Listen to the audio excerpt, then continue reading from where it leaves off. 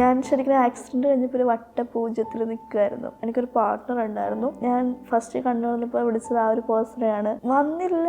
അപ്പോൾ എനിക്ക് ഭയങ്കരമായിട്ട് ഹേർട്ടായി. അപ്പോൾ ഈ ഒരു സിറ്റുവേഷനിൽ എന്നെ വേണ്ട, എനിക്ക് വേണ്ട എന്ന് പറയുന്ന ഒരു പേഴ്സണൽ ലൈഫിലേക്ക് അകന്നിട്ടുണ്ടാവും, എന്നിൽ നിന്ന് അകന്നിട്ടുണ്ടാവും. സെപ്പറേറ്റ് ആണെന്ന് പറഞ്ഞു തുടങ്ങിയപ്പോൾ ഫോട്ടോസ് കണ്ടിട്ട് just hookup, one night stand, അതിന് വേണ്ടിയിട്ട് ഡേറ്റ് ചെയ്യാൻ വേണ്ടി ചോദിച്ചു വന്നവരൊക്കെ ഉണ്ട്. അമ്മയൊക്കെ ഇങ്ങനെ കരയുണ്ട് കേട്ടോ. പിന്നെ ചോദിച്ചാൽ എന്താ പറ്റിയ കൈ പാരലൈസ്ഡ് ആണെന്ന് പറഞ്ഞ് ഗോൾഡൻ അവറിനുള്ളിൽ എത്തിയില്ലെങ്കിൽ കൈ മുറിച്ചോളേണ്ട സിറ്റുവേഷൻ ആയിരുന്നു. രക്ഷപ്പെടാനും ചാൻസും കുറവായിരുന്നു. ഒരു 15 സെന്റിമീറ്റർ അടുത്തോളം വെയിൻസും എല്ലാം കട്ടായിപ്പോയി. അത്രയും കോംപ്ലിക്കേറ്റഡ് ആയിരുന്നു. ഞാൻ ആലോചിച്ചു, എന്തിനാ ഇങ്ങനെ നരകിക്കണേ എന്നുള്ളൊരു സിറ്റുവേഷൻ. എന്ത് ചെയ്യണം, വേണ്ട, ലൈഫ് വേണ്ട. സൂസൈഡ് ചെയ്ത് കഴിഞ്ഞാൽ പോലും ഞാൻ ഒന്നും അറിയത്തില്ല. നമ്മൾ പുറത്തേക്ക് ഇറങ്ങി തുടങ്ങിയപ്പോൾ ഒരുപാട് ആൾക്കാരൊക്കെ ഫസ്റ്റ് നമ്മളെ കാണുന്നത് അത്ഭുത വസ്തുവിനെ പോലെ കാണുന്നത്. ഞാൻ കുഞ്ഞ് ഡ്രസ്സൊക്കെ ഇട്ടുകൊണ്ടിരുന്ന വെച്ചത്. എന്നെക്കൊണ്ട് ആ ടൈമിൽ ആ ഡ്രസ്സൊക്കെ ഇടാനേ പറ്റുള്ളൂ. കാരണം വെച്ചാൽ എനിക്ക് ഓപ്പൺ ആയിട്ടിരിക്കണം. സ്റ്റിച്ച് മാർക്ക് കംപ്ലീറ്റ്ലി ഉണ്ട്. ഇത്രയും സ്റ്റിച്ചൊക്കെ വെച്ച് കാണുമ്പോൾ ആൾക്കാർ വിചാരിക്കും ഞാനത് ഷോപ്പിന് വേണ്ടിയിട്ടായിരിക്കും. ശരിക്കും ഇപ്പം ഇതിൻ്റെ കണ്ടീഷൻ ഒന്ന് കാണിക്കുമോ? 2-3 വിരലിണങ്ങി തുടങ്ങി. റൈറ്റ് ഹാൻഡ് യൂസ് ചെയ്യാൻ പറ്റില്ല, ലെഫ്റ്റ് ഹാൻഡ് യൂസ് ചെയ്യാൻ പറ്റില്ല.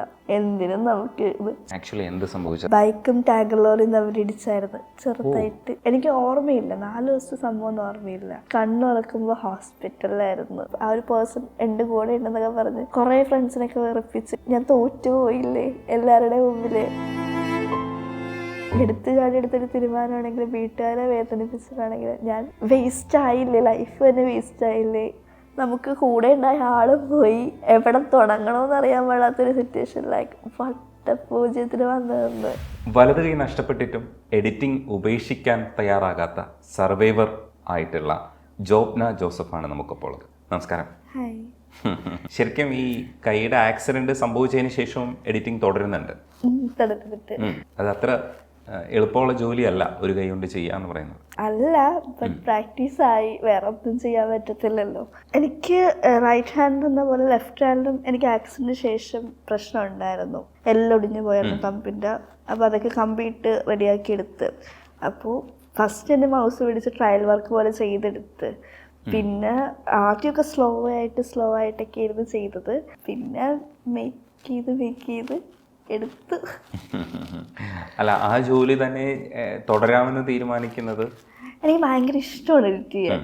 മാക്സിമം എൻഗേജ് ആയിട്ടിരിക്കാൻ പറ്റും, പുതിയ കാര്യങ്ങൾ ചെയ്യാൻ പറ്റും, പഠിക്കാൻ പറ്റും. വരെയെന്ന് ചെയ്ത് എന്ത് കൈൻഡ് ഓഫ് എഡിറ്റിംഗ് ആയിപ്പോൾ ചെയ്യുന്നത്? ഞാൻ ഇപ്പോൾ കറൻറ്റ്ലി വെഡ്ഡിങ് എഡിറ്റിംഗ് ആണ് ചെയ്യുന്നുണ്ടായിരുന്നത്. ഞാൻ കഴിഞ്ഞ വർഷം ഡിസംബറിൽ മാത്രം 29 വർക്ക് ചെയ്തിട്ടുണ്ട്. വെഡ്ഡിങ് എൻഗേജ്മെൻ്റ് ഒക്കെ കൂടിയിട്ടുള്ളതും 2 ക്യാമറ, ചിലത് 3 ക്യാമറയുടെയൊക്കെ. ഒരു മാസം 31 ദിവസം ഉണ്ടെങ്കിൽ 21 വട്ടമൊക്കെ ചെയ്തിട്ടുണ്ട്. ഈവൊക്കെ ഒരു വർക്ക് കേട്ടുകൂട്ടി അങ്ങനെയൊക്കെ. അങ്ങനെ നല്ല സ്പീഡായിട്ടുണ്ട്. നമുക്ക് വർക്ക് തരും, തിരിച്ചു കൊടുക്കും, വർക്ക് തരും. ക്വാളിറ്റി കോംപ്രമൈസ് ചെയ്യത്തില്ല. ഈ കൈ ഏതെങ്കിലും തരത്തിൽ ഉപയോഗപ്പെടുന്നുണ്ടോ? വർക്കൗട്ട് ചെയ്ത് സ്റ്റാർട്ട് ചെയ്തിട്ടുണ്ട്. അങ്ങനെ ചെയ്യുമ്പോൾ വന്ന് തുടങ്ങിയിട്ടുണ്ട്. എൽബോ ഒരു ചെറിയൊരു മൂവ്മെൻറ്റ് പോലെ സ്റ്റാർട്ടായിട്ടുണ്ട്. ഇപ്പം ജസ്റ്റ് ഒന്ന് ഹോൾഡ് ചെയ്ത് കഴിഞ്ഞ് കഴിഞ്ഞാൽ എവിടെയെങ്കിലും ഒന്ന് ഹോൾഡ് ചെയ്യാൻ പറ്റുന്നുണ്ട്. ഇത് ശരിക്കും ആക്ച്വലി എന്ത് സംഭവിച്ചത്? ആക്സിഡൻ്റ് എന്ന് പറഞ്ഞാൽ എന്ത് കൈൻഡ് ഓഫ് ആക്സിഡൻറ്റ്? 2 വർഷം മുമ്പായിരുന്നു ആക്സിഡൻറ്റ് സംഭവിച്ചത്. ഞാൻ ബൈക്ക് ഓടിക്കും, എനിക്ക് ബൈക്ക് ഉണ്ടായിരുന്നു. ബൈക്കും ടാങ്കർ ലോറിയും തമ്മിൽ ഇടിച്ചായിരുന്നു ചെറുതായിട്ട്. ബൈക്ക് ടാങ്കർ ലോറി വേറെ ഒന്നും കിട്ടിയില്ല, പറയുമ്പോഴല്ല ഇതല്ലേ. എന്നിട്ട് കണ്ണു തുറന്നപ്പോൾ എനിക്ക് ഓർമ്മയില്ല, 4 ദിവസത്തെ സംഭവം ഒന്നും ഓർമ്മയില്ല. ഞാൻ ജസ്റ്റ് കണ്ണുറക്കുമ്പോൾ ഹോസ്പിറ്റലിലായിരുന്നു. അപ്പോൾ ഫുള്ള് സിസ്റ്റേഴ്സും ഡോക്ടേഴ്സൊക്കെ ഇങ്ങനെ കവറായിട്ടൊക്കെ നിൽക്കുമായിരുന്നു. അപ്പോൾ ഇവിടെയൊക്കെ കെട്ടൊക്കെ ഉണ്ടായിരുന്നു, ഫുള്ള് കെട്ട്, ട്യൂബൊക്കെ ഉണ്ടായിരുന്നു. പല്ലൊക്കെ ചെറിയ വേദന. പിന്നെ ത്രോട്ടിൻ്റെ ഇവിടെ അനസ്തേഷ്യയുടെ ഒരു ഇതുണ്ടാവില്ല, നമുക്ക് തുപ്പലോ എന്തെങ്കിലും സംഭവം വെള്ളമൊക്കെ കുടിക്കുമ്പോൾ അതൊക്കെ ഭയങ്കര ഇറിറ്റേഷനും കാര്യങ്ങൾ. അതൊക്കെയാണ് എനിക്ക് കണ്ണു വന്നപ്പോൾ ഉണ്ടായ ഫീലിങ്സ്. പിന്നെ ഞാൻ ലൈഫിൽ ജനിച്ചിട്ട് ഇതുവരെ ആ ഹോസ്പിറ്റലിൽ കിടന്നിട്ടില്ല. ഞാൻ എപ്പോഴാണ് ആക്സിഡൻ്റ് ആയത്, എങ്ങനെ ആക്സിഡൻ്റ് ആയെന്ന് ഒരു മെമ്മറി പോലും എനിക്കില്ല. ഓരോരുത്തരോട് ഇങ്ങനെ ചോദിക്കും. അപ്പോൾ ഒരു സിസ്റ്റർ വന്നിട്ട് പറഞ്ഞു, മോളിത് ഇവിടെ വന്നിട്ട് 2 ദിവസമായി എന്ന് പറഞ്ഞു. എനിക്ക് എന്താ പറ്റിയെന്ന് ചോദിച്ചത്. പറഞ്ഞു ഒരു ആക്സിഡൻറ്റ് പറ്റിയായിരുന്നു കളമശ്ശേരിയിൽ വെച്ചിട്ട്. അപ്പോൾ അതിൻ്റെതായിട്ട് വന്നതാണ്. ഇപ്പോൾ ഇത് വെന്റിലേറ്ററിലാണ് കിടക്കണത്. കളമശ്ശേരിയിൽ വെച്ചിട്ടായിരുന്നു. ഇവിടെ അപ്പോളോ അവിടെ സിഗ്നൽ കഴിഞ്ഞ് കുറച്ച് ഫ്രണ്ടിലേക്ക് മുമ്പായിരുന്നു ആക്സിഡൻറ്റ്. എൻ്റെ അവിടുത്തെ ലോറിക്കാരൻ തന്നെയാണ് എന്നെ കിൻഡർ എന്നുള്ള ഹോസ്പിറ്റലിലേക്കായിരുന്നു ഷിഫ്റ്റ് ചെയ്തത്. ഇൻറ്റേർണൽ ബ്ലീഡിങ് കാര്യങ്ങളൊക്കെ ഉണ്ടായി. ഗോൾഡൻ അവറിൻ്റെ ഉള്ളിലെത്തിയില്ലെങ്കിൽ കൈമുറിച്ച് കളയേണ്ട സിറ്റുവേഷൻ ആയിരുന്നു. ചാൻസും കുറവായിരുന്നു, രക്ഷപ്പെടാനും ചാൻസും കുറവായിരുന്നു. ഫസ്റ്റ് സർജറി ചെയ്തു, ആർട്ടറി കട്ടായിപ്പോയി. അപ്പോൾ അതിനുവേണ്ടി ഫസ്റ്റ് സർജറി ചെയ്തു, കാലിൽ നിന്ന് എടുത്ത് വെച്ചു. പിന്നെ എന്താ പറ്റിയെന്ന് വെച്ച് കഴിഞ്ഞാൽ റൈറ്റ് ഹാൻഡിൽ തന്നെ ഫുള്ള് കൈ പറഞ്ഞു എന്നൊക്കെ പറയത്തില്ലേ, മീൻസ് ഫുൾ ഓപ്പൺ ആയിപ്പോയി. വെയിൻസ് കട്ടായിപ്പോയി, നെർവ് കട്ടായിപ്പോയി. ഒരു 15 സെൻറ്റിമീറ്റർ അടുത്തോളം വെയിൻസും നെർവെല്ലാം കട്ടായിപ്പോയി. അപ്പോൾ അതിന് വേണ്ടി നെക്സ്റ്റ് ഡേ സർജറി ചെയ്ത് ഏകദേശം ഒരു 12 മണിക്കൂർ എടുത്ത് സർജറി. അപ്പോൾ അമ്മ പറഞ്ഞു ഉച്ചയ്ക്ക് 12 മണിക്ക് കയറ്റിയിട്ട് രാത്രി 12 മണിക്കാണ് സർജറി കഴിഞ്ഞതെന്ന്. അത്രയും കോംപ്ലിക്കേറ്റഡ് ആയിരുന്നു. അതുകൂടാതെ 3 സർജൻസാണ് തോന്നുന്നുണ്ട്, ഒരുമിച്ച് ഒന്ന് കമ്പൈൻ ചെയ്ത് സർജറിയാണ്. അതുകൊണ്ട് തന്നെ ഹോസ്പിറ്റലിൽ പോയി കഴിഞ്ഞാൽ എല്ലാവരും പറയുന്നത് ആക്സിഡൻറ്റ് പറ്റിയ കുട്ടിയില്ല. അത്രയും വലിയ കേസ് അവർ ആ ഒരു ഏജിൽ അത്രയും വലിയ കേസ് ഫസ്റ്റ് ടൈമാണ് അവർ അറ്റൻഡ് ചെയ്യണത്. എനിക്കിത് ഡിസ്ലൊക്കേറ്റ് ആയിപ്പോയായിരുന്നു. ഈ ഇവിടെ ഒരു എല്ലാം ഇങ്ങനെ പൊങ്ങി നിൽക്കുന്നുണ്ട് അതിൻ്റേതായിട്ട്. പിന്നെ ഫുൾ ഇവിടം തൊട്ട് ഇവിടം വരെ കംപ്ലീറ്റ് സ്റ്റിച്ച് ചെയ്തിട്ടേക്കുക. എനിക്ക് ഹാൻഡ് മാത്രമേ ആക്ച്വലി ഹാൻഡും പിന്നെ പല്ലൊക്കെ പോയായിരുന്നു. പല്ല് പോയതല്ല, മോണയുടെ ഉള്ളിലോട്ട് കയറിപ്പോയി. അപ്പർച്ചി ഒടിഞ്ഞു പോയി. പിന്നെ ഹെഡ് ഇഞ്ചുറി ഉണ്ടായിരുന്നു. ഇൻറ്റേർണൽ അല്ല ബട്ട് എക്സ്റ്റേണൽ ഉണ്ടായിരുന്നു. ഇവിടെ ഫുൾ ഓപ്പൺ ആയി പോയായിരുന്നു. ഈ കൈയുടെ അവസ്ഥ എന്താണെന്ന് എപ്പോഴാണ് റിയലൈസ് ചെയ്യുന്നത്? എന്നോട് ഫസ്റ്റ് ഹോസ്പിറ്റലിൽ കിടന്നപ്പോഴും ചെറിയ കെട്ടും കാര്യങ്ങളൊക്കെ ഉണ്ടായിരുന്നു. കാരണം വെച്ച് കഴിഞ്ഞാൽ ഫുള്ള് ട്യൂബും കാര്യങ്ങളൊക്കെയാണല്ലോ. വേസ്റ്റ് ബ്ലഡ് കളയാൻ വേണ്ടിയിട്ടൊരു ട്യൂബ് ഇട്ടിട്ടുണ്ടായിരുന്നു, 2 ട്യൂബ് ഇട്ടിട്ടുണ്ടായിരുന്നു. കുറേ നേരം കിടക്കുമ്പോൾ നമ്മൾ ഫുൾ ടൈം കിടപ്പുമല്ലോ. അപ്പോൾ നമ്മൾ തലേന്നൊക്കെ വെച്ച് വെട്ടിപ്പൊളയുന്ന സിറ്റുവേഷനൊക്കെയാണ് ആ സമയത്ത്. അപ്പോൾ ഒന്ന് അപ്പ് ചെയ്തെടുത്ത് നോക്കുമ്പോഴേക്കും ആ ഒരു ജാറ് പോലത്തെ സാധനം നിറഞ്ഞ് കിടക്കണ്. അപ്പം ഞാൻ ചോദിച്ചാൽ എന്താ പറ്റുക? അപ്പോൾ പറഞ്ഞു അത് ആ സർജറി ചെയ്തപ്പോൾ ബ്ലഡ് നമ്മൾ മാറ്റി കയറ്റില്ല, അതിൻ്റെയൊക്കെ ആയിരിക്കും, കെട്ടൊക്കെ അതിൻ്റെയൊക്കെ ആയിരിക്കും. അത് കഴിഞ്ഞ് കഴിഞ്ഞാൽ പഴയതുപോലെ ഓക്കെ ആവാം. ലൈക്ക് ഞാൻ എങ്ങനെയായിരുന്നു ആക്സിഡൻറ്റ് മുമ്പ് എങ്ങനെയായിരുന്നു അതേപോലെയൊക്കെ ഓക്കെ ആകുമെന്നൊക്കെ വിചാരിച്ചു. അപ്പോഴൊന്നും എന്നോട് പറഞ്ഞില്ല പാരലൈസ്ഡ് ആണെന്നും പറഞ്ഞില്ല. ആക്സിഡൻറ്റ് ഇതിൻ്റെ കെട്ടാണ്, സർജറി ചെയ്തതിൻ്റെ കെട്ടും കാര്യങ്ങളാണ്. പിന്നെ ഒരു ചെറിയൊരു സർജറിയും കൂടി വേണ്ടി വരും. അതെന്താണെന്ന് വെച്ചാൽ സ്കിൻ ഓപ്പൺ ആയി പോയല്ലോ, നമുക്ക് പ്ലാസ്റ്റിക് സർജറി ചെയ്തിട്ട്. നമ്മുടെ പ്ലാസ്റ്റിക് സർജറിയുടെ കാര്യമൊക്കെ വിചാരിക്കുമ്പോൾ നമ്മൾ സിനിമയിലൊക്കെ കണ്ടിട്ടില്ലേ, ഫസ്റ്റിനെ വേറൊരാളുടെ രൂപം വെച്ചിട്ട് വേറെതായിട്ട് നല്ല പെർഫെക്റ്റ് ആയിട്ടൊക്കെ എൻ്റെ ലൈഫ് അങ്ങനെയൊക്കെ ആയിരിക്കും എന്ന് വിചാരിച്ചത്. അപ്പോൾ ഇവിടെ നിന്ന് എടുത്ത് തൈസിൽ നിന്ന് എടുത്ത് കയ്യിലോട്ട് ഷിഫ്റ്റ് ചെയ്തു. അത് കഴിഞ്ഞാൽ അതിൻ്റെ കെട്ടും കാര്യങ്ങളൊക്കെ ഉണ്ട്. അപ്പോൾ അതെല്ലാം റെഡി ആയി കഴിയുമ്പോൾ അപ്പോൾ പതുക്കെ ഡോക്ടർ എനിക്ക് പറഞ്ഞുകൊണ്ടിരിക്കുന്നുണ്ട്, മോളെ പെട്ടെന്ന് റെഡി ആവില്ല, ടൈം എടുക്കും, പക്ഷെ റെഡി ആവും കേട്ടോ, മോള് പേടിക്കണ്ട, റെഡി ആവും, എല്ലാം സെറ്റായി വരുമെന്ന്. എല്ലാ ദിവസവും ഞാൻ 2 വീക്സ് എടുത്ത് ഹോസ്പിറ്റലിൽ കിടന്നു. കാരണം വെച്ച് കഴിഞ്ഞാൽ ബാക്കി എല്ലാ സർജറീസും കാര്യങ്ങളെല്ലാം കഴിഞ്ഞു. പിന്നെയും കിടന്നു കഴിഞ്ഞ് കഴിഞ്ഞാൽ ബിൽസും അതേപോലെ ഇതെല്ലാം കൂടുന്നതുകൊണ്ട് നമുക്ക് വീട്ടിലേക്ക് ഷിഫ്റ്റ് ചെയ്തോ വന്നാൽ മതി. വൺസിൻ്റെ ഒരു ദിവസം അല്ലെങ്കിൽ ഒന്നിടം വന്ന് ഡ്രസ്സ് ചെയ്ത് പോകണം. അപ്പം അങ്ങനെ റെഗുലർ വിസിറ്റ് കാര്യങ്ങൾ അപ്പയൊക്കെ അങ്ങനെയൊക്കെ പറഞ്ഞു. പിന്നെ പതുക്കെ ഞാൻ അമ്മയോട് ചോദിച്ചു, അമ്മയൊക്കെ ഇങ്ങനെ കരയുന്നുണ്ട് കേട്ടോ, അപ്പയൊക്കെ ഇങ്ങനെ ഭയങ്കരമായിട്ട് ഇങ്ങനെ കരയുന്നുണ്ട്. പിന്നെ ചോദിച്ചാൽ എന്താ പറ്റി കൈ പാരലൈസ്ഡ് ആണെന്ന് പറഞ്ഞു. ഞാൻ പാരലൈസ് എന്ന് പറഞ്ഞ വേർഡ് സംഭവം എന്ന് വെച്ചാൽ ജനിച്ചപ്പോൾ മുതൽ ചിലവരുടെയൊക്കെ തളർന്നു പോയി, സ്ട്രോക്ക് വരുമ്പോൾ തളർന്നു പോയി. പക്ഷെ അവരൊക്കെ റെഡിയായി ചിലവരൊക്കെ സ്ട്രോക്ക് വന്നവർ തിരിച്ച് അതേപോലെ റെഡിയായി വരുമെന്നൊക്കെയാണ് വിചാരിച്ചൊരു 2-3 മാസം അല്ലെങ്കിൽ 6 മാസം. അപ്പം ഞാനിങ്ങനെ നോക്കിക്കൊണ്ടിരിക്കുക കേട്ടോ, ഒരേ പ്രാവശ്യം ഇങ്ങനെ നോക്കിക്കൊണ്ടിരിക്കുക, ട്രൈ ചെയ്ത്. ഞാൻ ചിലപ്പോൾ കഴിയുന്നതാണെങ്കിൽ പക്ഷെ ഞാൻ അമ്മ നോക്ക് ഈ കയ്യെല്ലാം കണ്ടെന്നൊക്കെ പറഞ്ഞ് നോക്ക് എന്നൊക്കെ പറഞ്ഞ്. ബട്ട് ഇല്ലായിരുന്നു, പെയിനും ഉണ്ടായിരുന്നില്ല. കുറച്ച് കഴിഞ്ഞപ്പോഴേക്കും ഒരു 6 മന്ത്സ് കഴിഞ്ഞപ്പോൾ പെയിനും വന്നു തുടങ്ങി. പക്ഷെ തൊടുന്നതൊന്നും അറിയുന്നില്ല, എവിടെ തൊടും എന്ത് ചെയ്യും ഒന്നും അറിയാതെ വല്ലാത്തൊരു സിറ്റുവേഷൻ. പിന്നെ ഞാൻ ചിന്തിച്ച് ഇങ്ങനെ തന്നെ ആയിരിക്കില്ലേ, കൈ ഇങ്ങനെ തന്നെ ആയിരിക്കില്ലേ, എന്തിനാ എനിക്ക് ആ സമയത്ത് വണ്ടി എടുത്തുകൊണ്ട് പോകാൻ തോന്നി, ബൈക്ക് എടുത്തുകൊണ്ട് പോകുന്നേ. പിന്നെ അങ്ങോട്ടേക്ക് ഓക്കെ ആക്കി നമുക്കിനി ലെഫ്റ്റ് ഹാൻഡ് വെച്ച് ചെയ്ത് തുടങ്ങണം ഓരോ പരിപാടികൾ. ഇനി ലെഫ്റ്റ് ഹാൻഡ് വെച്ച് മുന്നോട്ട് പോകണം, റൈറ്റ് ഹാൻഡ് ഇനി ഉണ്ടാവത്തില്ല എന്നുള്ള സംഭവം മൈൻഡിനെയും പറഞ്ഞ് ഓക്കെ ആക്കി എടുത്ത്. പിന്നെ ലെഫ്റ്റ് ഹാൻഡിലെ തമ്പിലെ പെയിൻ മാറുന്നില്ല. അത് മാറാതെ വരുന്ന വെച്ചപ്പോൾ ഡോക്ടറിനെ വീണ്ടും പോയി കണ്ട് ഒരു 2 മാസം കഴിഞ്ഞിട്ടാട്ടോ. അപ്പോൾ കണ്ടു കഴിഞ്ഞപ്പോൾ ഡോക്ടർ പറഞ്ഞു ഈ എല്ല് ഡിസ്ലൊക്കേറ്റ് ആയി കിടക്കുകയാണ്, നമുക്കൊന്ന് പിടിച്ചിട്ട് നോക്കാമെന്ന് പറഞ്ഞു. അപ്പോൾ അതിന് വേണ്ടി ലോക്കൽ അനസ്തേഷ്യ വന്നു, പിടിച്ചിട്ട് വെച്ചിട്ട് വീണ്ടും ആവുന്നില്ല. അപ്പോൾ ഈ കൈക്ക് സർജറി ചെയ്യണം. റൈറ്റ് ഹാൻഡ് യൂസ് ചെയ്യാൻ പറ്റില്ല, ലെഫ്റ്റ് ഹാൻഡ് യൂസ് ചെയ്യാൻ പറ്റില്ല. എന്തിനും നമുക്ക് ഇത്. പക്ഷെ എനിക്ക് ആകെയുള്ള വേൾഡെന്ന് പറഞ്ഞാൽ പിന്നെയുള്ള ഫോണൊക്കെയാണ്. പാട്ട് കേൾക്കുക, സിനിമ കാണുക, ഇങ്ങനെ യൂസ് ചെയ്ത് പോവുക. കാലൊക്കെ വെച്ചൊക്കെ അഭ്യാസം പഠിച്ചു തുടങ്ങി. ചാർജൊക്കെ ചെയ്യണത് മദറിനോട് ചേർത്ത് വെക്കും ഫോൺ. എന്നിട്ട് കാല് വെച്ചിട്ട് കറക്റ്റ് പിന്നൊക്കെ ആയിട്ട് പ്ലഗ് ചെയ്തൊക്കെ വെക്കും. പിന്നെ പല്ല് വെച്ചൊക്കെ അടിച്ചൊക്കെ വെക്കും. എങ്ങനെയൊക്കെ അഡ്ജസ്റ്റ് ചെയ്ത് ഫോണൊക്കെ യൂസ് ചെയ്യും. അങ്ങനെയൊക്കെ കുറച്ചൊക്കെ സ്ട്രഗിളൊക്കെ ചെയ്തിട്ടുണ്ട്. ഞാൻ പഴയ കമ്പനിയിലോട്ട് വിളിച്ച് ചോദിച്ചു. ഞാൻ ചോദിച്ചു, ചേട്ടനോട് പറഞ്ഞു, ചേട്ടാ എനിക്ക് ഇവിടെ നിന്നിട്ട് ബോറടിക്കണം ചേട്ടാ, ഞാൻ വന്നോട്ടെ, അങ്ങോട്ട് വന്നോട്ടെ എന്ന് ചോദിച്ചു. അപ്പോൾ വീട്ടുകാർ വിടുമെന്ന് ചോദിച്ചു ചേട്ടൻ. അമ്മയ്ക്കും അപ്പയ്ക്കും അക്സെപ്റ്റ് ചെയ്യാൻ കുറച്ച് ബുദ്ധിമുട്ടി. കാര്യം ഞാൻ വർക്കിന് വീണ്ടും പോവുക, ബസ് കയറി പോവുക, അല്ലെങ്കിൽ മെട്രോ കയറി പോവുക, അവർക്ക് അക്സെപ്റ്റ് ചെയ്യാൻ ഭയങ്കര ബുദ്ധിമുട്ട്. ഞാൻ എന്നിട്ട് ഡോക്ടേഴ്സിൻ്റെ പെർമിഷൻ എടുത്ത്. എനിക്ക് പെർമിഷൻ എടുക്കണമെങ്കിൽ 4 ഡോക്ടേഴ്സിൻ്റെ പെർമിഷൻ എടുക്കണം. എനിക്ക് പെയിൻ വരും. പെയിൻ എന്ന് വെച്ച് കഴിഞ്ഞാൽ എനിക്ക് സഹിക്കാൻ പറ്റാത്തതിനപ്പുറത്തെ പെയിനാണ് വരുന്നത് ഒരേ പ്രാവശ്യം. എനിക്ക് പീരിയഡ്സിന് അപ്പുറത്തെ പെയിനാണ് ആ ടൈമിലുള്ള പെയിൻ വരുന്നത്.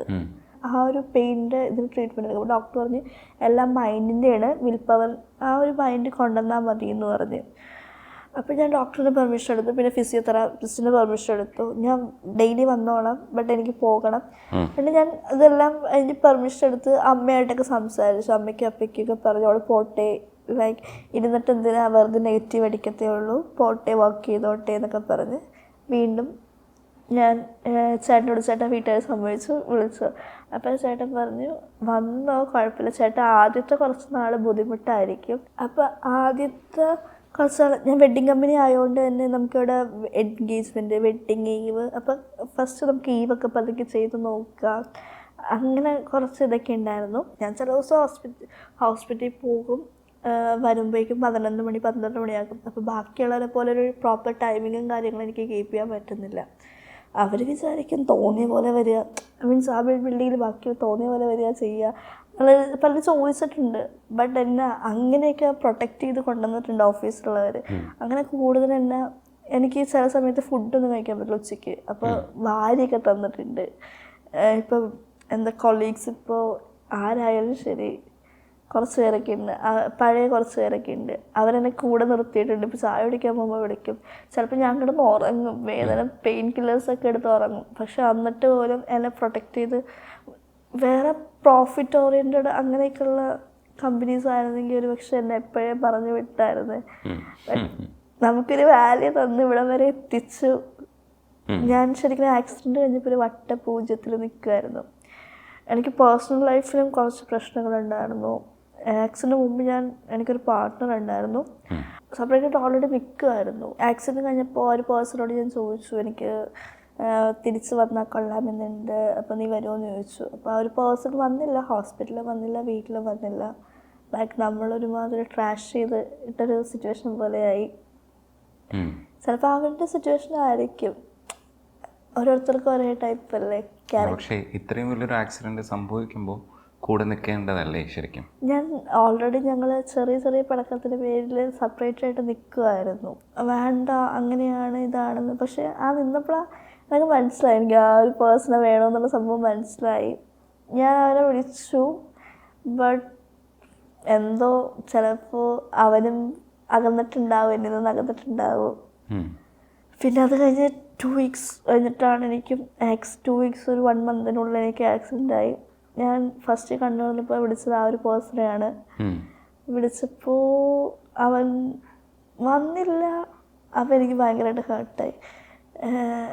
എൻ്റെ അൺനോണായിട്ട് അറിയുന്ന കുറേ ഫ്രണ്ട്സും റിലേറ്റീവ്സൊക്കെ വന്ന് എന്നെ മീറ്റ് ചെയ്യാൻ വേണ്ടി വന്ന്, വീട്ടിൽ മീറ്റ് ചെയ്യാൻ വേണ്ടി വന്ന്, ഹോസ്പിറ്റലിൽ കയറ്റത്തില്ലായിരുന്നു. ബട്ട് അങ്ങനെ അവർ വന്ന് ജസ്റ്റ് താഴെ വന്ന് നിൽക്കും, എന്തെങ്കിലും കാര്യങ്ങളുണ്ടെങ്കിൽ ഹെൽപ്ഫുള്ളായിരുന്നു. ഇപ്പം എൻ്റെ അപ്പയ്ക്കും അമ്മയ്ക്കായാലും എന്തിനായാലും ഹെൽപ്ഫുള്ളായിരുന്നു. അപ്പം അങ്ങനെയൊക്കെ വരാതിരുന്നപ്പോൾ ഈ ഒരു സിറ്റുവേഷനിൽ എന്നെ വേണ്ട, എനിക്ക് വേണ്ട എന്ന് പറയുന്ന ഒരു പേഴ്സണൽ ലൈഫിലേക്ക് ഞാൻ എത്ര റെഡിയാക്കി കഴിഞ്ഞ് തിരിച്ച് വന്നു കഴിഞ്ഞാലും ശരിയാവത്തില്ലല്ലോ. ആ ഒരു സംഭവം എൻ്റെ മൈൻഡിൽ വന്നു. അപ്പോൾ ലീഗലി ഡിവോഴ്സായിട്ട് മൂവ് ചെയ്യാമെന്ന് വിചാരിച്ചു. അങ്ങനെ ഞങ്ങൾ ലീഗലി ഡിവോഴ്സ്ഡ് മൂവ് ചെയ്തു. അത് ഈ ആക്സിഡൻറ്റ് സംഭവിക്കുന്നത് കൊണ്ടാണോ അത്രയും പെട്ടെന്ന് ഇതാവുന്നത്? ആക്സിഡൻറ്റ് നമ്മൾ ഓൾറെഡി സെപ്പറേറ്റ് ആയിട്ട് നിൽക്കുന്നത് കൊണ്ട്, പിന്നെ ഈ ഒരു പേഴ്സണൽ ലൈഫിലോട്ട് വരാത്തത് കൊണ്ട് നമുക്ക് മ്യൂച്വൽ ഡിവോഴ്സിൻ്റെ ഇത് വന്നത് ആ ഒരു ടൈമിലായിരുന്നു. ഞാൻ ചിലപ്പോൾ അവൻ്റെ ലൈഫിലേക്ക് പെട്ടെന്ന് തന്നെ പോയാലോ എന്നൊക്കെ ഓർത്ത്, തിരിച്ച് പോയാലോ അവർക്കൊരു ബേർഡൻ ആയാലോ എന്നൊക്കെ ഓർത്തിട്ടായിരിക്കും ചിലപ്പോൾ വേഗം തന്നെ ഡിവോഴ്സ് നോട്ടീസ് കൊടുത്തത്. പിന്നെ എൻ്റെ വീട്ടുകാരും പറഞ്ഞു കൊടുക്കാം. അങ്ങനെ നമ്മൾ വേഗം തന്നെ ലീഗലി മൂവ് ചെയ്തു. ഡിവോഴ്സ് കിട്ടിയപ്പോൾ എനിക്കും ആ ഒരു സമയത്തിന് വിഷമവും കാര്യങ്ങളൊക്കെ ഉണ്ടായിരുന്നു. ചെറിയ പ്രായത്തിലെ കല്യാണം കഴിഞ്ഞു അല്ലേ? എത്ര വയസ്സിലായിരുന്നു? 18. എന്താ പെട്ടെന്ന് ഇങ്ങനെ 18 വയസ്സിലെ കല്യാണം കഴിക്കാൻ ഇഷ്ടം തോന്നിയിട്ട് കല്യാണം കഴിച്ചതാണ്? അതെ. എന്നിട്ട് എത്രയില്ല ഇപ്പോൾ ഡിവോഴ്സ്ഡ് ആയേക്കണേ? 6 years കഴിഞ്ഞിട്ടായത്. ഓ, ഈ ആക്സിഡന്റ് സംഭവിക്കുമ്പോൾ കൂടെ നിൽക്കുന്നവരാണ് നമ്മുടെ ഒരു കരുത്ത്. അല്ലെങ്കിൽ ആരൊക്കെ കൂടെ നിൽക്കുമെന്ന് അറിയാം. അങ്ങനെ ഒരു അറിയുന്ന ഘട്ടവും കൂടെ ആയിരിക്കും ഇത്രയും വലിയൊരു മേജർ ആക്സിഡന്റിൽ. ആരൊക്കെയായിരുന്നു കൂടെ ഉണ്ടായിരുന്നത്? അച്ഛനും അമ്മയും ഉണ്ടായിരുന്നു? അച്ഛനും അമ്മയും ഉണ്ടായിരുന്നു. പിന്നെ അതേപോലെ കമ്പനി ആ ഒരു ടൈമില് ക്ലബ് ഹൗസ് എന്ന് പറയുന്നൊരു ആപ്പ്, സോഷ്യൽ മീഡിയ ആപ്പ്, അറിയോന്നറിയില്ല. അറിയാം, ക്ലബ് ഹൗസ് അറിയാം. ഓക്കെ, അതെല്ലാവരും പറയും ഭയങ്കര ടോക്സിക് ആണ്, അഡൽട്ട് കണ്ടൻസ് ആണ് പോകുന്നത് എന്നൊക്കെ പറയും. ബട്ട് എനിക്ക് അതിൽ നിന്ന് നല്ല ഫ്രണ്ട്സിനെ കിട്ടിയായിരുന്നു. ചില നൈറ്റ്സ് എനിക്ക് ഉറങ്ങാൻ പറ്റാത്ത ടൈമുണ്ട്. പെയിൻ വരുമ്പോൾ പെയിൻ കില്ലേഴ്സ് എടുത്തിട്ടും പെയിൻ കില്ലേഴ്സ് പ്ലസ് നമ്മൾ പാരസെറ്റമോൾ എടുക്കും 2 എണ്ണം. എന്നിട്ട് എനിക്ക് ഉറങ്ങാൻ പറ്റാത്ത അത്രയും പെയിനായിരുന്നു. ആ ഒരു സിറ്റുവേഷനിൽ എനിക്ക് അതിൽ നിന്ന് രണ്ട് ഫ്രണ്ട്സിനെ കിട്ടിയായിരുന്നു. അവർ രണ്ടുപേരും ഞാൻ ജസ്റ്റ് നമ്മൾ ക്ലോസ് റൂം പോലെ ഇടും, എനിക്ക് പാട്ടൊക്കെ വെച്ച് തരും, അല്ലെങ്കിൽ എന്തെങ്കിലും സംസാരിക്കും. ഇപ്പം ഞാനിപ്പോൾ ഞെട്ടി അല്ലെങ്കിൽ കരയണ സിറ്റുവേഷനൊക്കെ വന്നു കഴിഞ്ഞാൽ ഇവർ രണ്ടുപേരും നീ ഓക്കെ അല്ലേ കൂടെ നിന്നുണ്ട്. ഞാൻ ഉറങ്ങണവരെ കൂടെ നിന്നുണ്ട്. എൻ്റെ കൂടെ ഉണ്ടായ ഫ്രണ്ട്സ് അല്ല ശരിക്കുള്ള ഫ്രണ്ട്സ് എന്ന് മനസ്സിലായത്. ഇങ്ങനെയും ഫ്രണ്ട്ഷിപ്പ് ഉണ്ട്, ലൈക്ക് ലവേഴ്സ് അല്ലാതെ നല്ല രീതിയിൽ നമ്മുടെ കൂടെ നിന്ന് നമ്മുടെ പെയിൻ്റെ ഒപ്പം നമ്മുടെ ഹാപ്പിനെസ്സിനൊപ്പം കൂടെ നിന്ന് 2 ഫ്രണ്ട്സ് ഉണ്ട്. ശരിക്കും എൻ്റെ ഫ്രണ്ട്സ് എന്ന് പറയുന്നത് ഇപ്പം വന്നേക്കുന്നവരാണ്, ലൈഫിലോട്ട് വന്നേക്കുന്നത്. എൻ്റെ ബാഡ് ടൈമിൽ എൻ്റെ കൂടെ നിന്നേക്കണവരാണ് അവർ. അതാണ് ശരിക്കുള്ള ഫ്രണ്ട്സ്. എഡിറ്റിംഗ് പഠിച്ചെടുക്കുക എന്ന് പറയുന്നത്, ഒറ്റയ്ക്ക് കൊണ്ടത് ചെയ്ത് സർവൈവ് ചെയ്യുക എന്ന് പറയുന്നത് ബുദ്ധിമുട്ടുള്ളൊരു കാര്യമാണ്. സാധാരണഗതിയിൽ ഇത് കവർ ചെയ്ത് വരാൻ കുറേ ടൈം എടുക്കും. അപ്പോഴൊന്നും ഭയങ്കര ഡെസ്പായിട്ട് ഇതൊന്നും പറ്റില്ല എന്നൊന്നും തോന്നിയില്ല? സങ്കടവും തോന്നിയില്ല? ചില സമയത്ത് വെച്ച് കഴിഞ്ഞാൽ ഞാൻ ഡിപ്പെൻഡബിൾ ആവുന്ന സിറ്റുവേഷൻ വന്നിട്ടുണ്ട് ഒരേ കാര്യത്തിനും. എനിക്ക് പീരിയഡ്സിൻ്റെ ടൈം പോലും എനിക്ക് ഡിപ്പെൻഡ് ചെയ്യേണ്ട സിറ്റുവേഷനാണ്. കാരണം വെച്ചാൽ പ്ലാസ്റ്റിക് സർജറി കഴിഞ്ഞുകൊണ്ട് എനിക്ക് പാഡ് യൂസ് ചെയ്യാൻ പറ്റാത്തൊരു ടൈമുണ്ട്. അപ്പം അമ്മയെ ഡിപ്പെൻഡ് ചെയ്ത് മെൻസ്ട്രൽ കപ്പ് വേണം വെക്കാൻ. അമ്മയ്ക്ക് ഷോപ്പുണ്ട്. ഓരോ പ്രാവശ്യം അമ്മ എനിക്ക് വേണ്ടിയിട്ട് ചേഞ്ച് ചെയ്യാൻ വേണ്ടി ഓടി വരേണ്ട ഒരു ടൈം വന്നു. ആദ്യത്തെ കുറച്ച് നാൾ ഞാൻ പറഞ്ഞില്ല, കമ്പി ഇട്ടിട്ടുണ്ടായിരുന്നെന്ന് പറഞ്ഞില്ല കയ്യിൽ. ലൈക്ക് അമ്മ വരിക ഇതാക്കുക. അമ്മയ്ക്കെന്ന് പറയുമ്പോൾ ചിലപ്പോൾ കസ്റ്റമറുടെ ടൈമായിരിക്കും എനിക്ക് വിളിക്കണത്. അപ്പം അമ്മ ഇങ്ങനെ ഓടി വരണ്ട. എൻ്റെ പൊന്നോ, ഞാൻ ആലോചിച്ചു എന്തിനാ ഇങ്ങനെ നരകിക്കണേ എന്നുള്ളൊരു സിറ്റുവേഷൻ. എന്ത് ചെയ്യണം, വേണ്ട, ലൈഫ് വേണ്ട, നമുക്ക് ഇവിടെ വെച്ചതാക്കാം. നമ്മൾ ചെയ്ത് കഴിഞ്ഞാൽ പോലും കൈ സെൻസേഷനില്ല, ഒന്നുമില്ല. ലൈക്ക് നമ്മൾ ചെയ്ത് കഴിഞ്ഞാൽ ഒന്നും അറിയത്തില്ല. ജസ്റ്റ് ഉറങ്ങണം, ഒരു സുഖമായിട്ട് കിടന്ന് ഉറങ്ങുക എന്നുള്ള ചിന്ത പോലെയൊക്കെ വന്ന് അവർക്കും ഇനിയും ക്യാഷ് ചിലവായിക്കൊണ്ടിരിക്കുകയല്ലേ. ഓൾറെഡി ഇത്രയും ഹ്യൂജ് എമൗണ്ട് നമുക്ക് വേണ്ടി ചിലവായി. ഇനിയും ഫർദർ ട്രീറ്റ്മെൻറ്റും ഇനിയും സർജറീസ് ഉണ്ട്, ഇനിയും ഹോസ്പിറ്റലിൽ പോകണം, ഒരു സ്ഥലത്ത് പോകണം, എന്ത് ചെയ്യണം ഒരു ഹോപ്പും പറയുന്നില്ല, മുന്നോട്ട് പോകാൻ പറ്റണില്ല. അങ്ങനെയൊക്കെ വന്നപ്പോൾ നമുക്ക് കൂടെ ഉണ്ടായ ആളും പോയി. എന്ത് ചെയ്യണം, എവിടെ തുടങ്ങണമെന്ന് അറിയാൻ പാടാത്തൊരു സിറ്റുവേഷൻ. ലൈക്ക് വട്ടപൂജ്യത്തിന് വന്നതെന്ന് എനിക്കൊരു ചമ്മലൊക്കെ ഉണ്ടായിരുന്നു. ഞാൻ തിരിച്ച് വീട്ടിലോട്ട് വന്നപ്പോൾ പോലും അത്രയും വലിയ സംഭവമൊക്കെ ഉണ്ടായിട്ട് മാരേജ് കഴിഞ്ഞതാണ്. ഇതൊക്കെ കഴിഞ്ഞപ്പോൾ ആ ഒരു പേഴ്സൺ എൻ്റെ കൂടെ ഉണ്ടെന്നൊക്കെ പറഞ്ഞ് കുറേ ഫ്രണ്ട്സിനൊക്കെ വെറുപ്പിച്ച് കുറേ പേരൊക്കെ ആ സമയത്ത് കുറേ പേര് സ്ട്രഗിൾ ചെയ്തിട്ടുണ്ട്. അപ്പോൾ അവരോടൊക്കെ എന്ത് ആൻസർ പറയും? ഞാൻ തോറ്റുപോയില്ലേ എല്ലാവരുടെയും മുമ്പിൽ, ബന്ധുക്കളുടെ മുമ്പിൽ, കസിൻസിൻ്റെ മുമ്പിൽ.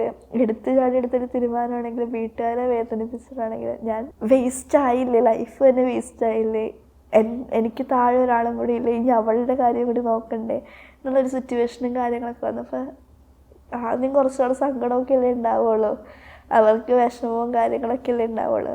അപ്പം അങ്ങനെ ചെയ്യാം എന്നുള്ളൊരു ഇതൊക്കെ വന്ന് കരച്ചിലും ദേഷ്യവും വാശിയൊക്കെ ഉണ്ടായിരുന്നു. നമ്മളൊരാൾ തോറ്റ് പോയി കഴിഞ്ഞ് കഴിഞ്ഞാൽ എന്താ ചെയ്യുക, ആ ഒരു ലൈഫിലോട്ട് തന്നെ ഒതുങ്ങിക്കൂടി, ആരോടും സംസാരിക്കണില്ല, ആരോടും വിട്ടിട്ടില്ല, കംപ്ലീറ്റ്ലി ഒരുമാതിരി. ആരെങ്കിലുമൊക്കെ വരുമ്പോൾ നമ്മൾ ഹാപ്പിയാണ്. അമ്മൂമ്മ ഉണ്ട് വീട്ടിൽ, ഫുഡ് കഴിക്കണമെങ്കിൽ അമ്മൂമ്മേനെ വിളിക്കണം. ആ ഒരു സമയത്ത് ചിലപ്പോൾ ഫുഡ് പോലും കഴിക്കത്തില്ല. അപ്പോൾ അത് കാണുമ്പോൾ അമ്മൂമ്മയ്ക്കും വിഷമമാണ്. അനിയത്തിയുണ്ട്, അവൾ വർക്കിന് പോകുന്നുണ്ട്. പിന്നെ അപ്പയ്ക്കായാലും ഭയങ്കര സങ്കടം. ആ സമയത്ത് കേട്ടോ ശരിക്കും വീട്ടുകാരുടെ ഇത് വാല്യൂ കാര്യങ്ങളൊക്കെ മനസ്സിലായത്. പിന്നെ കുറച്ച് പേരൊക്കെ എന്നെ പലയിടത്തു നിന്നായിട്ടൊക്കെ കാണാൻ വന്ന പേഴ്സൺസൊക്കെ ഉണ്ട്. അവരൊക്കെ വരുമ്പോൾ ഈവൻ കണ്ണൂരിൽ നിന്നായാലും ട്രിവാൻഡ്രത്തു നിന്നായാലും കൊല്ലത്തു നിന്നായിരുന്നാലും അങ്ങനെ കുറച്ച് ഫ്രണ്ട്സൊക്കെ കേട്ടറിഞ്ഞിട്ടൊക്കെ വന്നവരൊക്കെ ഉണ്ട്. മീൻസ് അപ്പോൾ കുറച്ച് പേർക്ക് അങ്ങനെയൊക്കെ ഉണ്ട്. അപ്പോൾ അവരൊക്കെ വരുമ്പോൾ നമ്മൾ ഹാപ്പി ആയിട്ടൊക്കെ ഇരിക്കും. പിന്നെ ഇങ്ങനെയൊക്കെ വന്നപ്പോഴേക്കും ടോട്ടലി ഡൗൺ. എന്നിട്ട് അതിനകത്ത് പിടിച്ചു കയറിയത് എന്തൊക്കെ മനസ്സിനോട് പറഞ്ഞിട്ടാ? ഫസ്റ്റ് എന്നെ റിട്ടേൺ ജോലിക്ക് തിരിച്ചു കയറിയപ്പോഴേക്കും ഞാൻ കുറച്ച് എൻഗേജ്ഡ് ആവാൻ തുടങ്ങി. കാരണം വെച്ച് കഴിഞ്ഞാൽ ട്രാവൽ ചെയ്ത് തുടങ്ങി.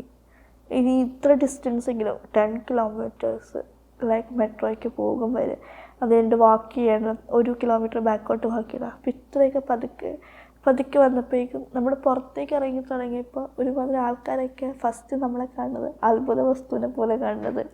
ഞാൻ കുഞ്ഞ് ഡ്രസ്സൊക്കെ ഇട്ടുകൊണ്ടിരുന്ന വെച്ചത് എന്നെക്കൊണ്ട് ആ ടൈമിൽ ആ ഡ്രസ്സൊക്കെ ഇടാനേ പറ്റുള്ളൂ. കാരണം വെച്ചാൽ എനിക്ക് ഓപ്പണായിട്ടിരിക്കണം, മാക്സിമം കവറായിട്ട് ഇരിക്കരുത്. കവറായിട്ട് കിടന്നെങ്കിൽ എനിക്ക് ബൾജിങ് വരും, ഇവിടെ വരും, ഇവിടെയൊക്കെ ഫുള്ള് ബൾജിങ് വരും. അപ്പോൾ സ്റ്റിച്ച് മാർക്ക് കംപ്ലീറ്റ്ലി ഉണ്ട്. ഇത്രയും സ്റ്റിച്ചൊക്കെ വെച്ച് കാണുമ്പോൾ ആൾക്കാർ വിചാരിക്കും ഞാനത് ഷോ ഓഫിന് വേണ്ടിയിട്ടായിരിക്കും, അല്ലെങ്കിൽ എന്തെങ്കിലും മീൻസ് മറ്റുള്ളവരുടെ അട്രാക്ഷൻ. പക്ഷെ എൻ്റെ അവസ്ഥ അതായതുകൊണ്ടാണ്. അപ്പോൾ ഓരോരുത്തർ ഇങ്ങനെ പറയുമ്പോൾ ഞാൻ ഇഗ്നോർ ചെയ്യും. പിന്നെ പതുക്കെ വർക്കിനിറങ്ങി താഴോട്ട് പോകും. ഓരോ ഷോപ്സ് പരിസരത്തുള്ള ഓരോ കടകളായാലും എന്തിനായാലും സപ്പോർട്ട് ചെയ്യും.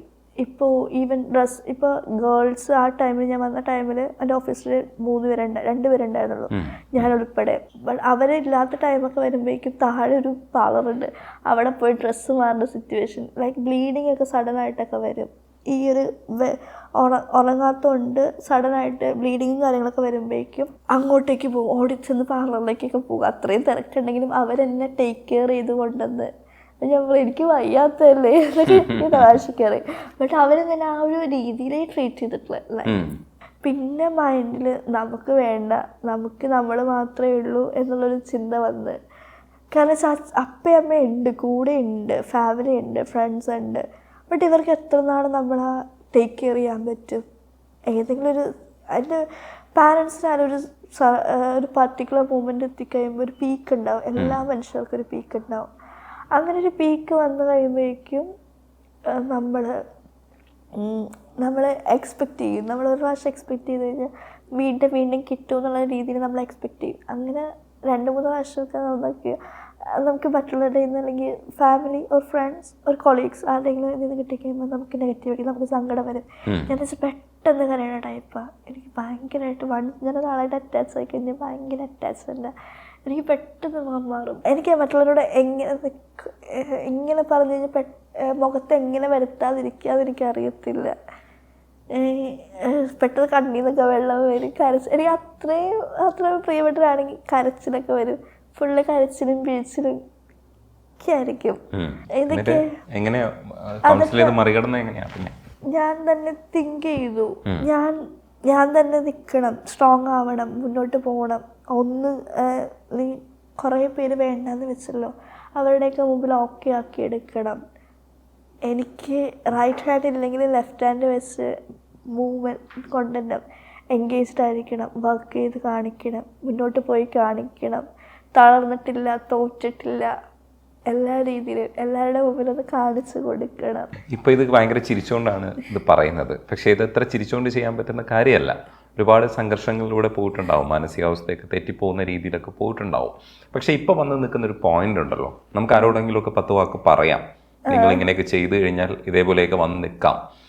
എഡിറ്റിംഗും ഒക്കെ പഴയതുപോലെ അല്ലെങ്കിലും നമ്മൾ ആ ഒരു സ്കില്ലിലേക്ക് തിരിച്ചു വന്നോ?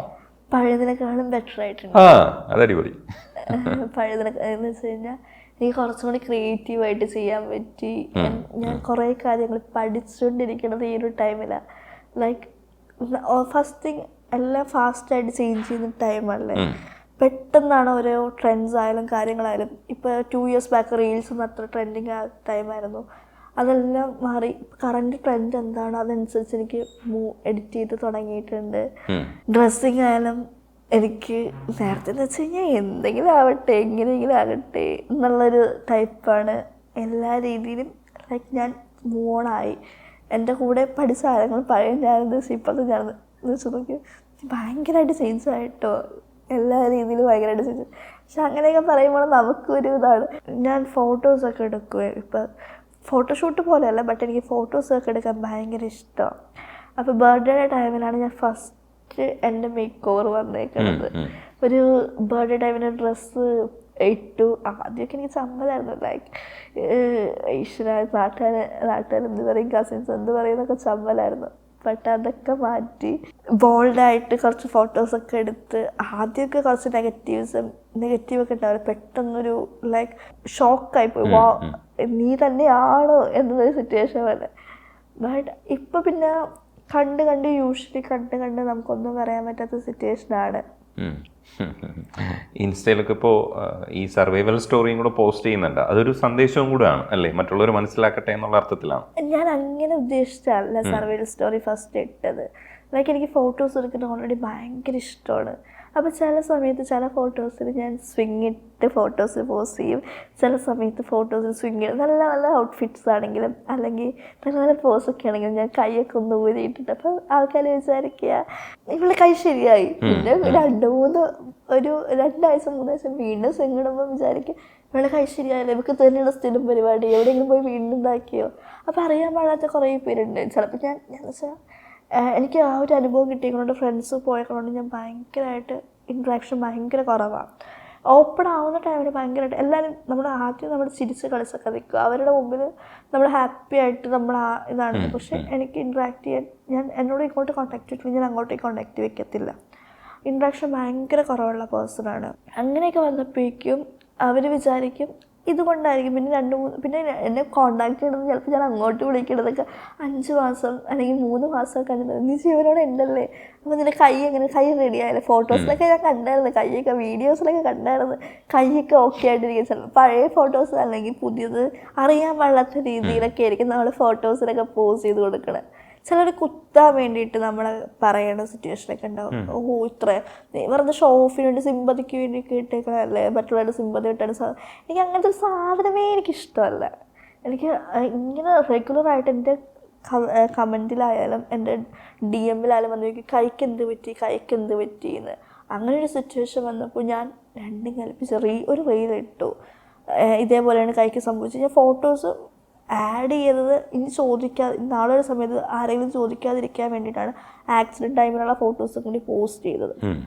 എല്ലാവരും പറഞ്ഞു ഈ സ്റ്റോറി ഇടുന്നൊക്കെ നേരത്തെ പറഞ്ഞു, നിനക്ക് വേണമെങ്കിൽ ഈ ഒരു കോണ്ടന്റ് ആയിട്ട്. എനിക്ക് അങ്ങനത്തെ ഒരു കോണ്ടന്റ് ആയിട്ട് വേണ്ട. എനിക്ക് ആ ഒരു ടൈപ്പ് ഞാൻ ഈ ഒരു സിറ്റുവേഷനിൽ നിന്ന് നേടിയെടുത്തുന്നുള്ളൊരു എവിടെ നേടിയെടുത്തുന്നുള്ളൊരു സംഭവമേ എനിക്ക് വേണ്ട. എന്നെക്കൊണ്ട് പറ്റുന്ന രീതിയിൽ ലൈക്ക് മുന്നോട്ട് പോകണമെന്നുണ്ട്. അപ്പം നമുക്ക് അറിയാൻ പറ്റും. ചിലവർ നമ്മുടെ മുഖത്ത് നോക്കി പറയും, ചിലവർ പറയാതെ നമ്മുടെ തലയ്ക്കേറ്റ് നിർത്തിയിട്ട് ലൈക്ക്. അപ്പം നമ്മൾ ആ ഒരു പറയുന്നവരോട് നമുക്ക് അറിയാൻ പറ്റും. പിന്നെ നമ്മൾ അറിയാത്തവരുടെ വീണ്ടും നമ്മളൊരേ കാര്യത്തിന് ഹെൽപ്പും കാര്യങ്ങളൊക്കെ ചോദിച്ചു പോകുമ്പോൾ നമുക്ക് അവിടെ നിന്ന് നെഗറ്റീവ് വരുമ്പോൾ നമുക്കും ഭയങ്കര സങ്കടവും കാര്യങ്ങളൊക്കെ വരും. അങ്ങനെയൊക്കെ ഉണ്ട്. ഇപ്പോൾ സുഹൃത്തുക്കളല്ലാതെ ഒരുപാട് പേരൊക്കെ ചുറ്റും വരുമല്ലോ, പലരും ഇൻസ്റ്റയിലൊക്കെ വരുമ്പോഴത്തേക്ക് അവരോടൊക്കെ ഇൻട്രാക്ട് ചെയ്യുമ്പോഴൊക്കെ അവരൊക്കെ ഇഷ്ടം പറഞ്ഞു തുടങ്ങിയിട്ടുണ്ടാവും. ഇനി ഒരു വിവാഹ ജീവിതത്തെക്കുറിച്ച് ആലോചിക്കുന്നുണ്ടോ, അതെ ഇങ്ങനെ തന്നെ അങ്ങ് അടിച്ചു പൊളിച്ച് ജീവിച്ചാൽ മതി എന്നാണോ? അങ്ങനെ ഞാൻ പറയുന്നില്ല, സിംഗിളായിട്ട് ഫുള്ള് ഞാൻ പോകുമെന്ന് ഞാൻ പറയുന്നില്ല. ബട്ട് എന്താ പറയുക, എന്നെ ഈ ഒരു സിറ്റുവേഷനിൽ അക്സെപ്റ്റ് ചെയ്യാൻ പറ്റുന്ന ആരാണോ, മീൻസ് ഞാനിപ്പോൾ ഫുള്ള് റെഡി ആയിട്ട് ഇതായിക്കഴിഞ്ഞാൽ നാളൊരു സമയത്ത് എനിക്ക് ഇതിൽ കൂടുതൽ പറ്റിക്കഴിഞ്ഞാൽ ആ ഒരു പേഴ്സൺ പോവും, ആ ഒരു പേഴ്സൺ നോക്കൂല്ലേ എന്ന് എന്താ ഉറപ്പ്. ഓൾറെഡി ഒരെണ്ണം കിട്ടിക്കഴിഞ്ഞ് ഈ ഒരു സിറ്റുവേഷനിൽ ആരാണ് അക്സെപ്റ്റ് ചെയ്യുന്നത്, എനിക്കൊരു വൈബുണ്ട്, എനിക്കൊരു ഓപ്പൺ ഇതാണെങ്കിൽ നമുക്ക് നോക്കാം, അത്രയൊക്കെ ഉള്ളൂ. ലൈക്ക് ഇൻസ്റ്റയിൽ പല രീതിയിലും പല ടൈപ്പ് കമൻസും പല ടൈപ്പ് DMs കാര്യങ്ങളൊക്കെ വരുന്നുണ്ട്. ഇപ്പോഴാണ് കുറച്ച് പേർക്ക് അറിഞ്ഞു തുടങ്ങിയിട്ടുള്ളത്. ഞാൻ സെപ്പറേറ്റ് ആണെന്ന് അറിഞ്ഞു തുടങ്ങിയപ്പോൾ വന്ന കുറേ സഹതാപം നടിച്ച് കുറേ പേരൊക്കെ വരത്തില്ലേ, അങ്ങനെ വന്ന കുറേ ടീംസൊക്കെ ഉണ്ട്. അല്ലെങ്കിൽ പിന്നെ ഫോട്ടോസൊക്കെ കണ്ടിട്ട് ജസ്റ്റ് ഹുക്കപ്പ്, 1 നൈറ്റ് സ്റ്റാൻഡ് അതിന് വേണ്ടിയിട്ട് ഡേറ്റ് ചെയ്യാൻ വേണ്ടി ചോദിച്ചു വന്നവരൊക്കെ ഉണ്ട്. അതിനൊക്കെ അവിടെ വെച്ച് സ്റ്റോപ്പ് ചെയ്യുക. ചിലപ്പോൾ നമ്മൾ അറിയാൻ പാടില്ലാത്തൊരു പേഴ്സൺസ് നമ്മളെ പറ്റി പറയും. നമ്മൾ ജസ്റ്റ് ഇപ്പോൾ റീസെൻ്റ്ലി ഒരു എക്സ്പീരിയൻസ് ഉണ്ടായി, നമ്മൾ മീറ്റ് ചെയ്യാം സംസാരിക്കാം എന്നൊക്കെ പറഞ്ഞു. അപ്പം നമ്മളെന്താ ഒന്ന് മീറ്റ് ചെയ്യാമോ എന്ന് ചോദിച്ചു. നമ്മളെന്താ വിചാരിക്കുക, നോർമലായിട്ട് നമ്മൾ മീറ്റ് ചെയ്യാൻ സംസാരിക്കുക എന്നല്ലേ വിചാരിക്കുക. ബട്ട് അത് വേറെ രീതിയിൽ വേറെ ടൈപ്പ് സ്റ്റോറി ആയിട്ട് എൻ്റെ ഫ്രണ്ടിൻ്റെ അടുത്ത് പോയി പറഞ്ഞു. ഫ്രണ്ട് എന്നെ വിളിച്ചു ചോദിച്ചു, നിന്നെപ്പറ്റി ഇങ്ങനെ ഒരു സംഭവം ഞാൻ ഒട്ടും എക്സ്പെക്ട് ചെയ്തില്ല. അതിന് ചേട്ടൻ ഞാനിവിടെ എന്താ പറഞ്ഞതെന്ന് ചോദിച്ചു. അപ്പം ഞാൻ എന്നിട്ട് ഫുള്ള് സ്ക്രീൻഷോട്ട് എടുത്ത്, ഇത് അവൻ പറഞ്ഞ ഡയലോഗ് എന്താ, ഞാൻ പറഞ്ഞ ഡയലോഗ് എന്താ എന്നുള്ള സംഭവം പോലെ. അപ്പം അങ്ങനെ നമ്മൾ പറഞ്ഞിങ്ങനെ പല രീതിയിലും പറയാനുണ്ട്. നമ്മളറിയാത്തവരാണ് നമ്മളെപ്പറ്റി കൂടുതൽ കുറ്റം പറയണത്. ഒരാൾ ഇന്ന രീതിയിൽ ഫോട്ടോസ് ഇട്ട്, കുറച്ച് ബോൾഡായിട്ട് ഫോട്ടോസ് ഇട്ട്, അല്ലെങ്കിൽ ഭയങ്കരമായിട്ട് കൊഞ്ചിക്കോ മീൻസ് എന്ന് വെച്ചാൽ ഞാൻ ഭയങ്കര ഓപ്പണാണ്, പിള്ളേരെ പോലെ സംസാരിക്കുന്നത് പറയണില്ല. ബട്ട് എനിക്ക് മെച്ചൂരിറ്റി എന്നുള്ള സാധനം എനിക്കില്ല. ഇപ്പോൾ ഒരുപക്ഷെ ആക്സിഡന്റിന് ശേഷം കുറെ കൂടെ കാര്യങ്ങളൊക്കെ മനസ്സിലാക്കി ബോൾഡ് ആയിട്ടുണ്ടാവും അല്ലേ?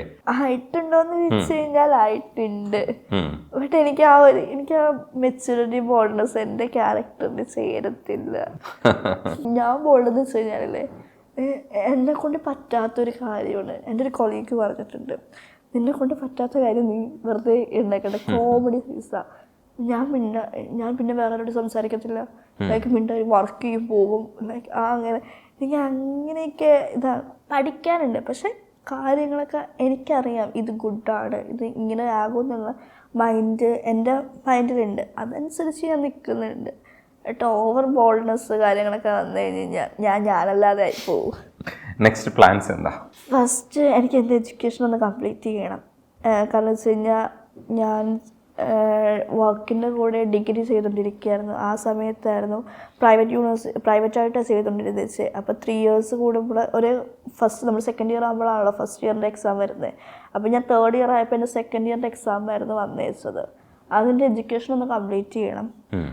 എനിക്ക് നേരത്തെ പ്ലാൻ ഉണ്ടായെന്ന് വെച്ച് കഴിഞ്ഞാൽ പുറത്ത് പോയി ഇത് പഠിച്ചിട്ട് എഡിറ്റിംഗ് പുറത്ത് പോയി പഠിച്ച് ഇവിടെ വന്ന് വർക്ക് ചെയ്ത് ലൈക്ക് നല്ലൊരു ഫിലിം എഡിറ്ററൊക്കെ പോലെ ആകാം, അല്ലെങ്കിൽ എഡിറ്റർ ആകാം. നമ്മുടെ ലിസ്റ്റൊക്കെ എടുത്തു കഴിഞ്ഞാൽ ഫീമെയിൽ എഡിറ്റേഴ്സിന് ടോപ്പ് 5 ഒക്കെ എടുത്തു കഴിഞ്ഞാൽ അതിൽ എൻ്റെ നെയിം വേണം എന്നൊക്കെ ചെറിയ ആഗ്രഹമൊക്കെ ഉണ്ട്.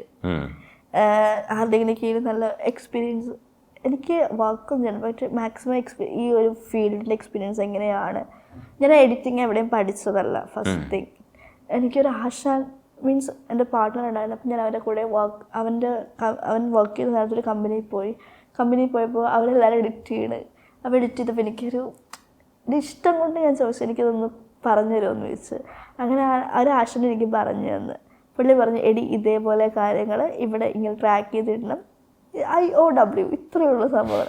പിന്നെ ഞാൻ ചോദിച്ച് യൂട്യൂബ് നോക്കി അങ്ങനെ പഠിച്ചു. അപ്പോൾ എനിക്ക് ഞാൻ പഠിച്ച പാർട്ടിൻ്റെ ആണോ എന്താണെന്നറിയില്ല, എനിക്ക് അതിനെ കുറച്ചുകൂടി ഡീപ്പായിട്ട് നോളേജ് ചെയ്തെടുക്കണം. കളർ ഗ്രേഡിങ് കുറച്ചും കൂടി ശരിയാക്കി എടുക്കണം. പിന്നെ ഇപ്പം റീസെൻ്റ്ലി വന്നൊരാഗ്രഹമാണ് എനിക്ക് സ്കൈ ഡൈവ് ചെയ്യണമെന്നുള്ള സംഭവം. റീസെൻ്റ്ലി എന്ന് വെച്ചാൽ വളരെ റീസെൻ്റ്ലി എന്താണെന്നറിയില്ല, ഒരു വീഡിയോ ഞാൻ കണ്ടതിന് ശേഷം എൻ്റെ പൊന്നോ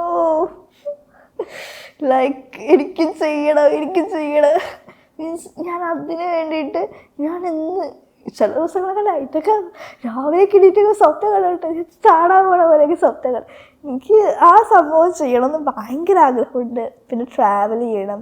പിന്നെ എൻ്റെ ഫാമിലി ഒരിക്കലും മുന്നോട്ട് തന്നെ കൊണ്ടുപോകണം. പോകുന്നുണ്ട്. ഇപ്പം എനിക്ക് എൻ്റെതായ സംഭവങ്ങളൊക്കെ ഞാൻ തന്നെ ഇപ്പോൾ 0യിൽ നിന്ന് കുറച്ചും കൂടി മെച്ചപ്പെട്ടു. ട്രാവൽ ചെയ്യുമ്പോൾ കുറച്ച് ബുദ്ധിമുട്ടുണ്ട്. കാരണം വെച്ചാൽ വീട്ടുകാർ പാരൻസിന് നല്ല രീതിയിൽ പേടിയുണ്ട്. എന്നെ ഇപ്പോഴും വഴക്ക് പറയും. അവർ വിചാരിച്ചാൽ 16-14 വയസ്സുള്ള കുട്ടിയായിട്ട്. കാരണം ഞാൻ കിടക്കുന്നത് അവരോടൊപ്പം എപ്പോഴും അപ്പയുടെ അമ്മയുടെ കൂടെ കിടക്കുന്നത്. അവർ വിചാരിച്ചാൽ ആ ഒരു ഏജായിട്ടാണ് എന്നെ കൺസിഡർ ചെയ്യുന്നത്. ഞാൻ ഇത്രയും വളർന്നു ചിന്തിക്കണം. ഞാനിപ്പോൾ റീസെൻ്റ്ലി വയനാട് പോയായിരുന്നു. എൻ്റെ ഫ്രണ്ടിൻ്റെ ബർത്ത്ഡേക്ക് അവന് സർപ്രൈസ് ചെയ്യാൻ വേണ്ടി പോയായിരുന്നു. പറഞ്ഞു, നീ പോകണമെന്നൊക്കെ ഓർമ്മയുണ്ടല്ലോ. മാക്സിമം നമ്മളെ വളർത്തത്തില്ലേ, ഇതിനെ കൊണ്ട് എനിക്ക് അങ്ങനെയൊക്കെ പറയുമ്പോൾ എനിക്ക് ഭയങ്കര സങ്കടം വരും. ഒന്നും ചെയ്യാൻ പറ്റില്ല. ചെയ്ത് കാണിക്കുമ്പോൾ ഓരോ ചലഞ്ച് പോലെ ചെയ്ത് കാണിക്കുമ്പോൾ എനിക്ക് ഭയങ്കര ഹാപ്പിയാണ്. നമ്മളായിട്ട് തന്നെ ഇരിക്കുക. ഒന്ന് പോയെന്ന് വെച്ച് കഴിഞ്ഞ് നമ്മൾ എവിടെയും ഇതാവരുത്. പക്ഷെ ചില സിറ്റുവേഷനിൽ ഡിപ്പെൻഡ് ചെയ്യേണ്ടി വരും. അത് യൂഷ്വൽ. ഇപ്പോൾ എന്താ സിമ്പിളായിട്ട് പറഞ്ഞു കഴിഞ്ഞാൽ ബസ്സിൽ നിന്ന് പേഴ്സ് ബാഗിൽ നിന്ന് എടുക്കാൻ വേണ്ടിയിട്ട് നിൽക്കുന്ന ടൈമായിരിക്കും ബസ്സിൽ. സംടൈംസ് സീറ്റ് കിട്ടത്തില്ല. ഞാനിപ്പോൾ ബസ്സിലാണ് ട്രാവൽ ചെയ്യണത്. പോകണമെന്ന് വരണതൊക്കെ ബസ്സിലാണ്. അപ്പോൾ സീറ്റ് ഇടാതെ വരുമ്പോൾ നമ്മൾ അങ്ങനെയൊക്കെ എടുക്കുമ്പോൾ ചേച്ചി ഒന്ന് പിടിച്ചു തരുമോ എന്നൊക്കെ പറയും. അങ്ങനെയൊക്കെ നമ്മൾ ഡിപ്പെൻഡ് ചെയ്യണം, ഓരോരുത്തർ ഡിപ്പെൻഡ് ചെയ്യേണ്ട സമയത്ത് ഡിപ്പെൻഡ് ചെയ്യേണ്ടി വരും. കുഞ്ഞു കുഞ്ഞു കാര്യങ്ങളല്ലേ. ബട്ട് അല്ലാതെ നമുക്ക് ചെയ്യാൻ പറ്റും എന്നുള്ള കാര്യങ്ങൾ നമ്മൾ മുന്നോട്ട് പോവുക. സ്കൈ ഡൈവിൻ്റെ കാര്യം പറഞ്ഞപ്പോൾ എനിക്ക് ഹൈറ്റ് പേടിയുള്ള ഒരാളാണ്, പക്ഷെ എനിക്കും ചെയ്യണമെന്ന് തോന്നുന്നുണ്ട്. നിങ്ങൾ ചെയ്ത് കഴിഞ്ഞാൽ അതിൻ്റെ പിറ്റേ ദിവസം ഞാൻ അതിന് ട്രൈ ചെയ്ത് തുടങ്ങും കേട്ടോ. ഞാൻ ഇത് ചെയ്തായിരുന്നു, മറ്റേ കേരളത്തിലെ ഏറ്റവും വലിയ സിപ്പ് ലൈൻ ഇല്ലേ, ലൈക്ക് ഇവിടുന്ന് പോകത്തില്ല, നമ്മൾ ഹാങ് ചെയ്തിട്ട് പോകത്തില്ല സിപ്പ് ലൈൻ, അത് ഞാൻ എക്സ്പീരിയൻസ് ചെയ്തായിരുന്നു. ഊഞ്ഞാലയുടെ എന്താ സംബന്ധിച്ച് കഴിഞ്ഞാൽ കൈ പിടിക്കാൻ പറ്റത്തില്ല ഊഞ്ഞാലയിൽ ഒരു കൈ. ഇപ്പോൾ ഇവിടെ അമ്യൂസ്മെന്റ് പാർക്കിൽ പോയപ്പോഴായാലും കൈയുടെ ഒരു പ്രശ്നമുള്ളതുകൊണ്ട് ചിലതിലൊന്നും കയറ്റാൻ പറ്റിയില്ല. ബട്ട് എക്സ്പീരിയൻസ് ചെയ്യുന്നതിന് എക്സ്പീരിയൻസ് ചെയ്യണം, നമുക്കൊരു ലൈഫല്ലേ ഉള്ളൂ, എക്സ്പീരിയൻസ് ചെയ്യുക. എനിക്ക് ഇതെന്തായാലും ചെയ്യണം. അത് ഇതിന് മറ്റേ ഹോട്ട് എയർ ബലൂൺ ബാഗില്ലേ, അവിടെയൊക്കെ പോകണം, ട്രാവൽ ചെയ്യണം, ലൈക്ക് ഓരോ സ്ഥലങ്ങൾ പോവുക, ഓരോ കൾച്ചറുടെ എന്താണെന്ന് മനസ്സിലാക്കുക. അങ്ങനെയൊക്കെ ആഗ്രഹങ്ങളൊക്കെ നടക്കട്ടെ. അങ്ങനെ പൊളിയായിട്ട് പൊക്കോ. അടിപൊളി. സംസാരിക്കാൻ കഴിഞ്ഞാൽ നന്ദിയുണ്ട്. Thank you.